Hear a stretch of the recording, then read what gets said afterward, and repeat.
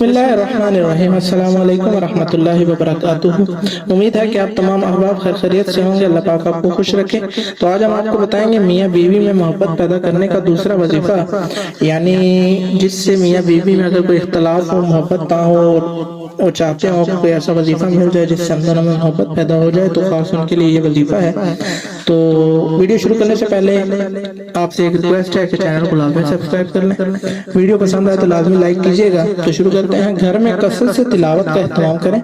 हदीस में आता है जिस घर में कुरान करीम की तिलावत की जाती है उसमें खैर व बरकत ज्यादा हो जाती है, मलाइका उसमें हाजिर होते हैं और शैतान निकल जाता है। और जिस घर में तिलावत ना हो वो घर लोगों पर तंग हो जाता है, इसमें खैर व बरकत कम होती है। शैतान इस घर में अपना मस्कन बना लेते हैं, फरिश्ते वहां से चले जाते हैं।